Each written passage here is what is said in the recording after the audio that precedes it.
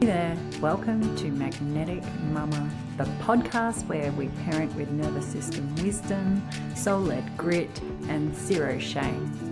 I'm Steph, a holistic nurse, writer, and a mum who is keeping it real in the chaos.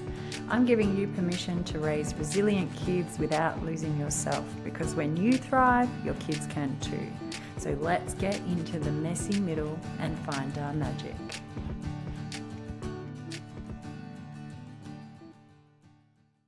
Hey, beautiful humans. It's been a hot minute, a really hot minute. It's been a while since I've sat behind this mic and even written a proper Substack. And it's been hectic. I don't know about some of you guys, but 2026 is snowballing and rolling into winter in Australia already. It's mid-May. And it's been a while since I've really allowed myself to slow down and, listen to what's actually going on inside. There's a reason for that, and it's called life. My life has been hectic. It's been chaotic, messy, expansive, and if I'm really honest, straight up, it's been overwhelming. And not necessarily because anything's wrong, and not because my life's falling apart, but actually quite the opposite, because life is actually starting to expand for me and I'm expanding with it. And sometimes that expansion can feel like chaos before it actually starts to feel like clarity. So today I wasn't actually planning to record this, not at all. I had a very long list of emails, systems, clients, website stuff, follow-ups, admin, meal prep, shopping, laundry, business things, kids things, life things, all the things. And every part of my mind was saying, come on, Steph, get productive, be efficient, tick the boxes, don't waste the day. And yet my body was saying something very different. So I took a moment, I booked in my Pilates class and listened to my body because I just needed a minute. I could feel my chest was a bit tight. I've been clenching my jaw. My mind was racing. My calendar felt heavy. And my patience has been pretty thin for a little while now. And I could this old pattern creeping in. There's a pattern that I identified a while ago, and it started knocking on my door, on my little intuition door. And if you know, you know. But that subtle spiral, like saying yes too quickly, overcommitting, overthinking everything, over-explaining, trying to hold everything, trying to be everything, trying to keep everyone happy, trying to do it all, and somehow still make it look graceful, which I never do, by the way, but at least trying to look like I've got it together. And a lot of my life has been like that pattern. It kind of looks like capability. It looks like ambition. It may have looked like leadership. It might look a bit like, oh, she's got everything. But underneath it, it often has looked more like stress, hypervigilance, over responsibility, people pleasing, perfectionism, and eventually overwhelm, which leads to freeze and what's that word? Procrastination and literally not getting anything done. So what's been happening? Well, for me, this pattern has escalated because I bought a business. Yep. Because apparently my nervous system thought, sure, Steph, this seems like the perfectly calm time to do that. And honestly, I'm actually pretty proud of myself to have found something that feels kind of cool, exciting, and something I can do. So I do feel proud of myself. And there was a version of me years ago who wouldn't have believed she could do things like this. like buy a business, back herself, take risks, lead teams, build communities, create something bigger than herself. And yet here we are. But let's be fair. I have done things similar in the past, but not necessarily on my own. So this has an extra layer of fear in it. So here we are, buying a new business, which is Peninsula Body Contour. Just a little plug there. But it's a beautiful body contouring clinic. So this is new to me. I'm learning as I go. Obviously, I understand what it is and what it does, but how this operates is like a whole new ballgame.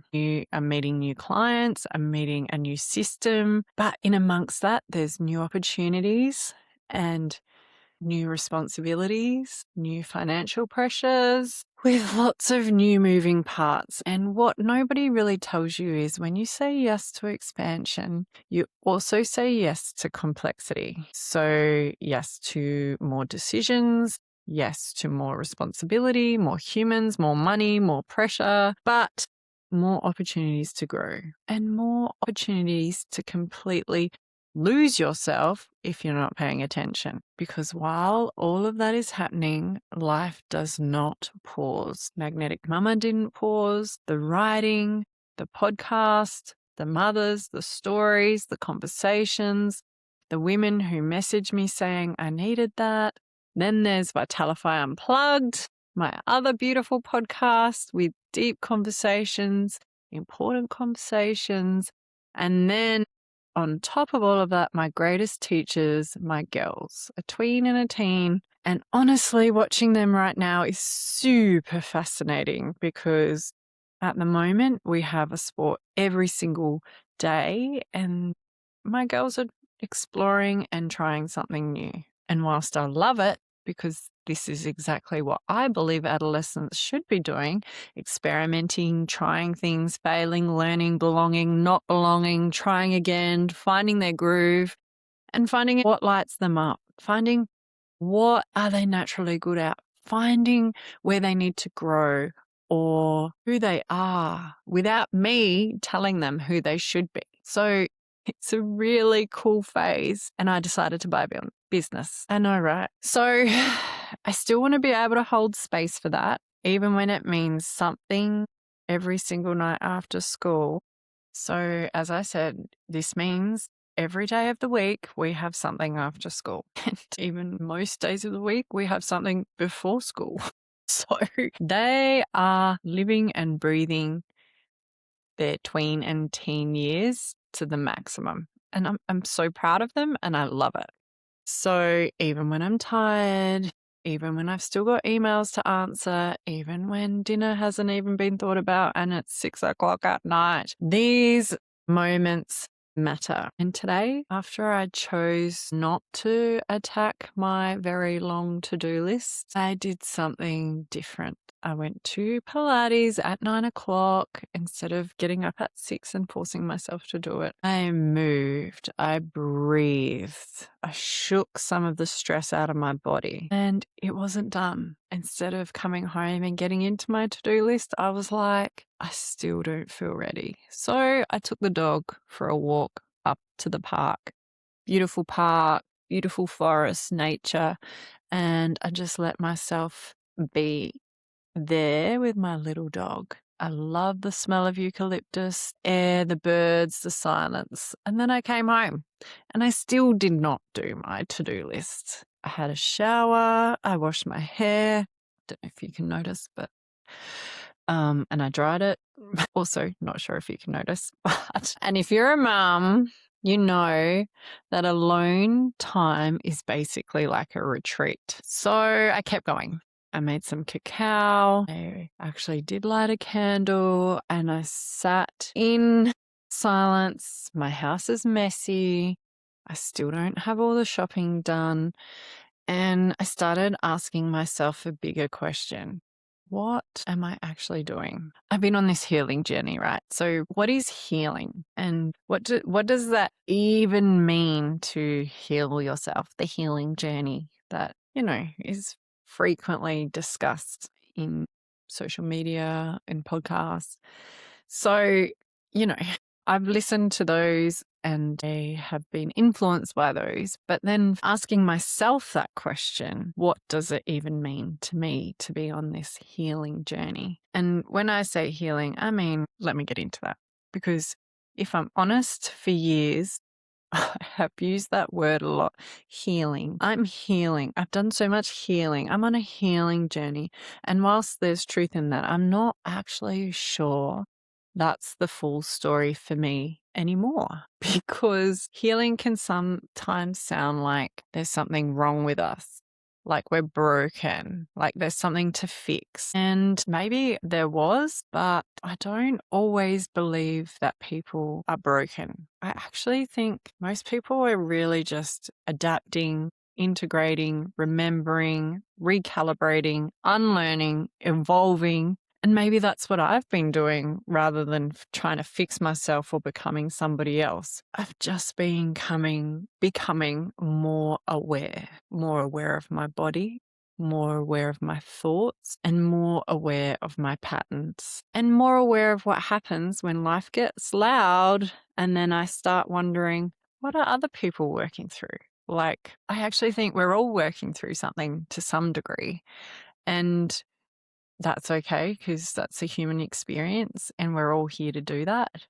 I think, in my view, all of us, we're here working through what is our purpose on this planet and why are we here and what are we doing with our time and energy and where are we focusing it and why. So I know this is overthinking, my brain going into overdrive. But at the same time, by asking myself those questions, I have to stop and pause. And rather than bulldozing through to find the answer, I took the time to actually let it all go and just sit with the uncomfortableness of lots of things to do, but prioritizing my physical health, my emotional health and well-being, and even my connection and, dare I say it, spiritual well-being. Because when I tune in to nature or do some breathing and go inward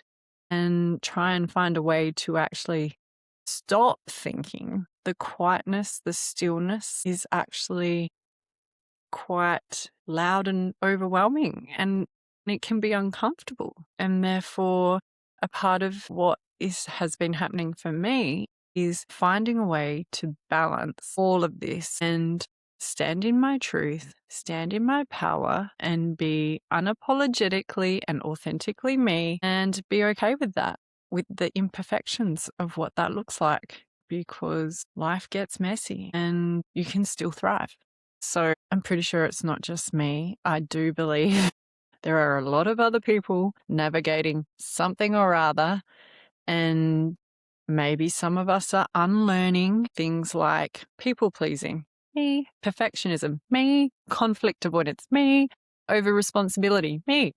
But I'm sure there's other people learning that in their own way, and that the belief that our worth comes from being useful, please share with me if that's something that you believe, because I cannot be the only one. I am pretty sure there's lots of people out there who feel that our belief comes from our worth in being useful. Or maybe that's not it. Maybe for some of us, navigating raising teenagers, going through hormonal changes, your tweens and teens, and you. Maybe some of us are in perimenopause. Maybe some of us are having marriage troubles or difficulties, breakups, what have you. Maybe some of you are like me, buying businesses, and maybe there's issues with money or friendships or lack of friendships or changes in friendships. Maybe some of you have aging parents. Oh my God, that is a minefield, and managing your parents and seeing them from a different life. Or maybe some of you are going through grief of losing a friend, an auntie, a mother, a cousin, a family member, anyone, like maybe you're going through an identity change or exploring who you are in this season of life. Or maybe you're even just wondering, what the hell am I supposed to be doing here in this time at this moment, And maybe the things that helped us survive 20 years ago don't currently help us to thrive in this season of life. And that's okay. So here's a truth that I've discovered. My house is messy, like really messy. I have a mountain of washing. I haven't done a proper shop. Even though I've got food in my fridge and cupboards, none of it is pre-packeted, pre-made. So if we need or want anything, we have to make it ourselves. Much to my girls' disgust, I haven't quite got my meal prep ready. Actually, it's not even existing. My fridge needs a good clean. And there's pressure to choose convenience. Like, I'm busy. I could just go down to Woolies and buy a whole heap of packet food and fill up my kids' lunch boxes with whatever rubbish I can find so that I don't have to fix it, make it, attend to it. And that quick fix and the process stuff for me is a value that I have always valued. Nude food. Like, I'm an ex-school nurse. I used to coach all my kids about trying to bring in lunch boxes that don't have packaging and rubbish that can end up in the schoolyard, or usually because whatever's in them is highly processed, highly sugarized, and full of chemicals that make them want more. I have actively tried to avoid those types of foods and tried to make things as much as possible, but then that puts an extra pressure. Like, you have to be organized, which currently I'm not. So my kids are like, we're hungry. And I get that those things make life so much easier. But for me, it doesn't make life healthier. And when my kids eat those foods, I can feel it in their behavior, in their sleep. And because our normal has changed, and change creates ripples, sometimes tears, sometimes frustration, sometimes, Mum, why don't we have any food in the fridge? And you know what? That's okay. Because growth creates ripples, expansion creates mess, and new chapters create discomfort. And sometimes the family system gets a little wobbly before it finds a new rhythm. So if you're listening to this right now and your life is feeling messy and your house feels chaotic and your calendar feels heavy and your nervous system feels stretched, and you're wondering, am I doing enough? Am I dropping all my balls? Am I failing? I want you to hear this. You are allowed to feel overwhelmed. You are allowed to feel stretched. You are allowed to feel messy. Just don't let that mess become your identity. Don't let that overwhelm steal your creativity. Don't let that pressure disconnect you from yourself. And don't wait until burnout flattens you to listen. Trust me, it hurts way more. Maybe adulthooding isn't about having it all together. Actually, I know being an adult and being a parent isn't about having it all together. I know that being an adult is learning how to come home to yourself again and again and again. And each time it might look a little different, but that's okay because that's evolution. One breath, one boundary, one honest conversation, one imperfect day at a time. So I just want to say that by giving myself permission today to be in the mess, completely imperfect, and acknowledging the overwhelm and the overstimulation, to bring myself back to a place where I can be unapologetically, authentically me, and everybody just has to deal with it. And I mean that in the nicest possible way. I do not have any intentions for anyone to go out there and be, I'm going to be unapologetically me, which means I can go around and like trash stuff, say things, be this, be that. And if you do, good for you.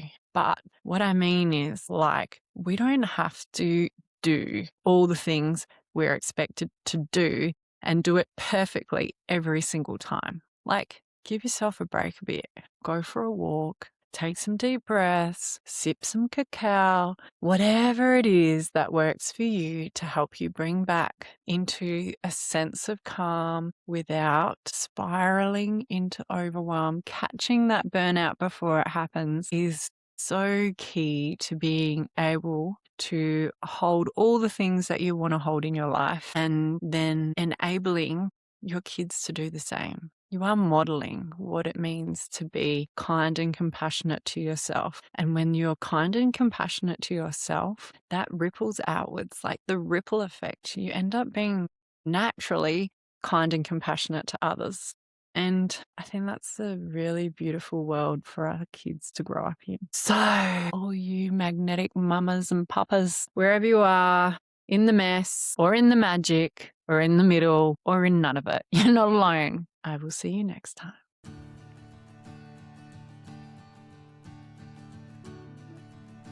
Thanks for tuning in to MagnetiK Mumma. Remember, your calm is contagious. Breathe deep, soften your shoulders, and keep loving through the messy middle. I'm Steph, your MagnetiK Mumma. See you next time.